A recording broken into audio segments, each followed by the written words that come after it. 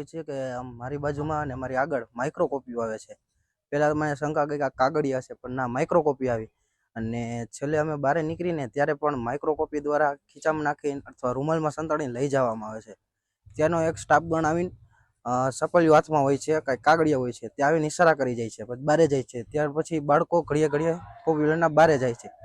અમે વોશરૂમની રજા માગી તો અમને ના પાડી દે છે, પણ એના એક હારે બે બે ત્રણ ને જવા દે છે. એ ત્યારે અમને શંકા ગઈ, તો પછી આવ્યા ને અમે એના ઉપર ધ્યાન રાખ્યું ને તેની પાસે માઇક્રો કોપી હતી અને હાથમાં લખીને જાય, જેને જે પ્રશ્ન ન આવડતો હોય ને, અને પછી તેના મુદ્દા આવી જાય છે એની પાસે. એટલે ટૂંકમાં એની પાસે પેપર પહેલાથી ખોલેલું આવી જાય છે. હું ત્રંબા ગામના પોપ્યુલર સ્કૂલમાં પરીક્ષા આપવા જાઉં છું. અત્યારે હાલમાં ગુજરાત બોર્ડ ચાલી રહ્યું છે, કોમર્સની પરીક્ષા આપું છું ને ત્યાં બાળકો ચોરી કરતા હોય છે.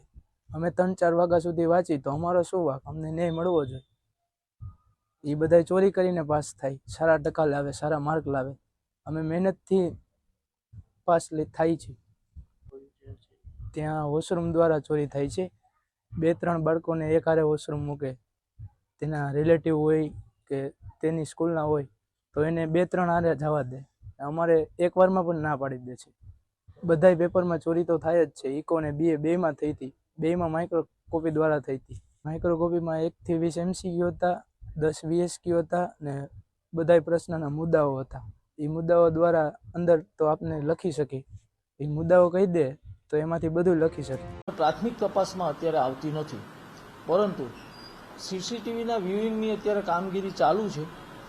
સીસીટીવી વ્યુઇંગ થયા બાદ જો અમને એવું જણાશે કે આ શાળાએ જો આવી કોઈ ગેરરીતિ આચરી હશે તો શાળા ઉપર અમે કડકમાં કડક કાર્યવાહી કરશું. સરકારી પ્રતિનિધિ અને અમારા સ્ટાફને અને એને પૂછવામાં આવ્યું, સરકારી પ્રતિનિધિશ્રી અમારા ત્યાં અવેલેબલ જ હતા અને એમનું પણ એવું જ કહેવાનું છે કે આવી કોઈ ઘટના અમારા ધ્યાનમાં આવી નથી. મારી પાસે કોઈ પ્રેશર નથી આવ્યું, મારા ઉપર કોઈનો કોઈ ફોન નથી આવ્યો. અમારી લોકલ સ્કોડે મેં મારી બનાવેલી જે છે એ લોકલ સ્કોડે ત્યાં 4 દિવસથી અવેલેબલ જ છે.